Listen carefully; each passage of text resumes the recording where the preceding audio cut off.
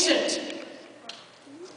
Here's where Dr. Hahnemann came up with the crux of his theory.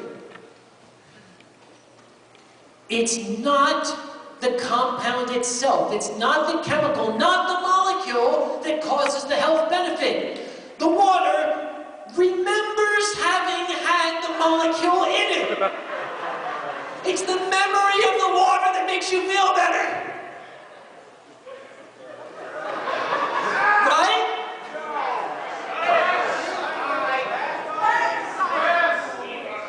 Here is where I have been criticized by people who say, oh, you're just laughing at this and you're not offering any evidence to the contrary. Do I really need to offer evidence to the contrary? I will say this, however. Dr. Hahnemann lived in the 18th and 19th centuries. They did not have the germ theory then. At that time, he thought disease was just a collection of symptoms, and that you could cure a patient simply by alleviating the symptoms. We now know that's not the case. We also know from the study of toxicology, which is reproducible, which is provable, which can be experimented upon, which can be shown through vast studies, over and over, year after year, again and again, that a certain level of concentration is needed to give you a health benefit. Even today, there are people who will get a headache and they will run to the pharmacy and they'll spend $20 on a bottle of sugar pills that says, I don't know, what will it say on it? Caffeine, strychnine, arsenic, lead, cadmium, bullshit. They should all say bullshit. It's a sugar pill. It doesn't have anything in it. It's fucking sugar. It has been diluted down so far that you would need a bowl of sugar the size of the sun to find a molecule in there. Insurance pays for it. People buy it. It is a multi-billion-dollar industry, and all it is sugar pills. Remember what I said? You tell people what they want to hear. It is a magic cure. It's natural. It must be good for you. It's natural. Remember this the next time you go to the pharmacy, the next time you feel ill, the next time you go to your doctor. When your doctor prescribes you something, no. Yes, I feel that way myself about this topic.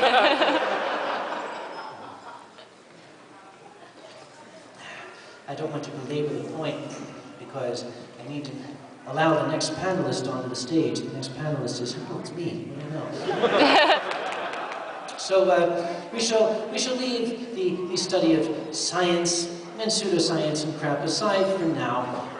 But perhaps another time we'll return to it. But for right now, I'm just going to drink very, very heavily and start slurring my words and fall down, and for some reason you people seem to like it.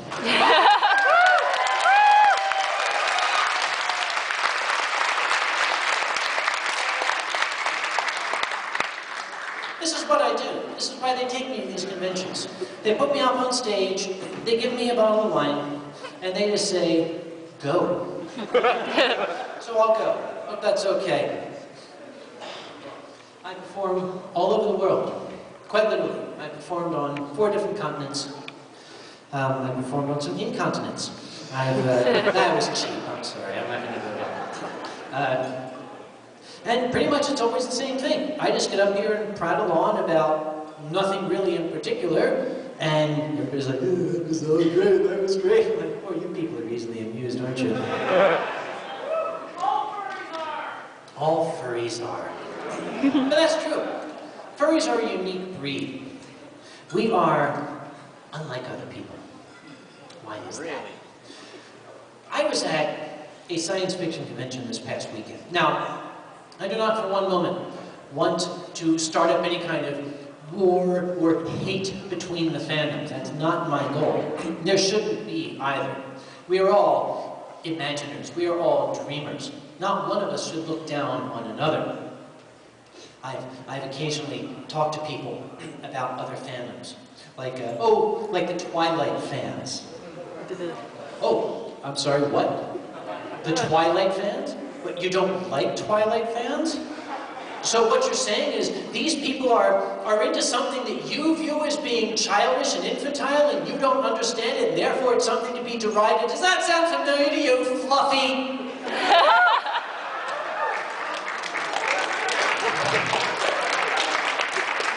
You should be ashamed of yourselves. We are all dreamers. Just because our dreams have different characters in them is not one reason for one to look down on another. There is, however, a reason for furries to be proud. And why is that? We are all dreamers, but we have one thing that the other fandoms tend not to have. They have imagination, we have creativity.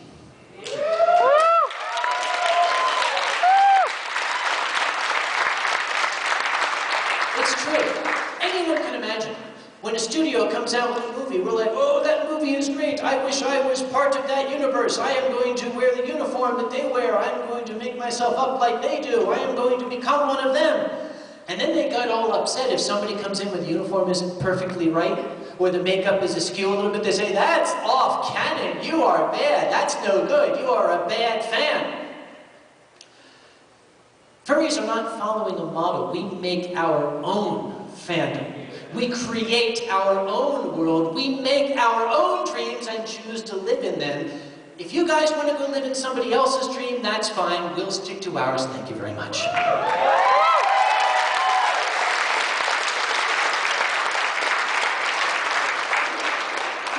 One person one time said, you could be a TV preacher. I said, I'd have a lot more money if I was.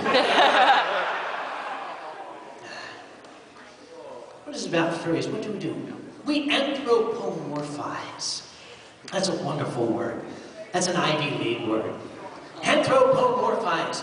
We like to try to imbue our characteristics on creatures that do not normally have it. Now, is this elevating that species or bringing it down? Mark Twain asked that question. Yeah. When we think of dogs as ourselves, does it elevate the dog or denigrate the dog? But this is something human beings have done since time immemorial. Our early ancestors, 6,000 years ago, after springing up from nothingness, sat around the fire and they listened to the wolves in the darkness, and they asked one another, what stories do the wolves tell around their campfire? That was the beginning of anthropomorphization, the beginning, if you will, of furry fandom. I will note, for those of you who have been either to AnthroCon or to any convention between now and then, what I do is I tell stories about things that have happened to me. Let's face it, I can't have a whole hell of a lot happen to me in just 2-3 months. So it's going to be pretty much the same stories. And Lord willing, they'll go the same way because I tell the truth the whole time. If anything comes out, different, I'm lying. Or just not remembering. I don't know why my memory would go. Must be my advanced age. So if anybody out there says, oh, it was all the same stuff, I'm sorry, I can't have shit happen to me 24 hours a day. As I recently said to one person, I like getting new stories to tell. I just don't like the getting of new stories to tell. Anybody out here familiar with Mercedes Lackey and Larry Dixon? They're wonderful, wonderful people. Misty, as she likes to be called, she's been writing about furry stuff since, before many of you were born. I met them at a furry convention in California. Oh, probably before many of you were born, as I am old. And they're wonderful people. Now, one thing we have in common, both of us, or all of us, I should say, have worked in wildlife rehabilitation. I used to take in hawks who were hopeless alcoholics. And I would get them on a nice 12-step plan, and they would all stand up, and they'd be like, yes, I'm a hawk, I'm an alcoholic. And no, that's not true, I made that up. I mended broken wings. I fixed them when they were ill. Fished lead sinkers out of ospreys' crops. Tried to undo the damage done by mankind to wildlife. Sort of an uphill battle. One person said to me at one time, dude, you just spent 4 months trying to get this one red-tailed hawk back to health. What's the point? And I quoted to him an ancient story. Some of you may have heard it. If not, you can hear it tonight. The story of the old man and the starfish. The same principle. There was an old man on the beach, shuffling along. The evening tide had washed up tens of thousands of starfish on the beach. And the young man watched as the old man, creaky, painfully bent down, barely able to keep his balance, would pick up a starfish, straighten himself up again with great difficulty, and he would throw the starfish back into the water. And then he would take another step and reach down and do it again. The young man thought this was silly. He walked up to the old man and he said, dude, there's got to be 500,000 starfish on this beach. You are never going to be able to get them all back into the water. What the hell does it matter? The old man didn't stop. He bent down, picked up the next starfish, and he said, it matters to this one.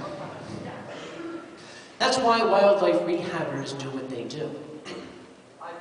One of the #1 cardinal rules of wildlife rehabilitation is never anthropomorphize the animals. Yeah, right. You put a furry in there and say, don't anthropomorphize them. And now I've written stories about the animals I've helped.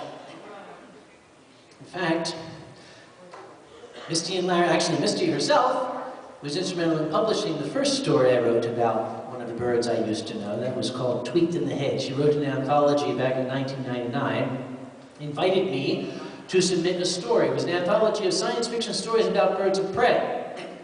And I said, you want me to put a story in? She said, yes, I know you know birds of prey and I know you can write. Send a story to me. I said, okay. When's the deadline? She said, end of the month. I went, ah! And hastily typed, I was like, oh my God, I stayed up, called in sick at work, said I had 24-hour projectile leprosy, I won't be in today. Type. I think, what's happening? Birds. Okay, birds. Okay, birds. Write about birds. Sent the story to a good friend of mine. You may know him as Kyle Gold. Wonderful, wonderful writer. I sent it to him, and he wrote it back. He said, the ending sucks. I'm like, yeah, it's due in 3 days. He said, I don't care. The ending sucks. Rewrite it. This is why you have an editor. So I rewrote the ending. He was right. It did suck. I rewrote the ending. This is way back. We didn't have this, modern computerized technology, Star Trek stuff you kids got today. I printed the story out, and I put it in a FedEx envelope the day before, and it was FedEx overnight, get there, 10 o'clock tomorrow, send it to her, and waited. Now, 8, maybe 9 months went by. And I called Misty, and I said, how's the book coming? She said, I don't know, you're the only one who's gotten his trib in.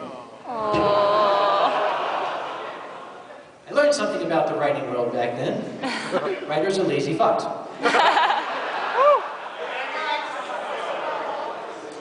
That was the first story. I will tell you now, I haven't told anybody yet. I'm going to tell all you guys, this is great. She contacted me again a couple months ago and said, want to do it again? I said, sure. When's the deadline? She said, end of the month. I said, uh-huh. She said, no, really. So I gave her a story. It's coming out in about 2 weeks, December 2nd. It is in her Elemental Masters series. It's called Elemental Magic. Look it up. You'll see an Uncle Kage story, one that's almost true. That's my little plug. I won't give you any more.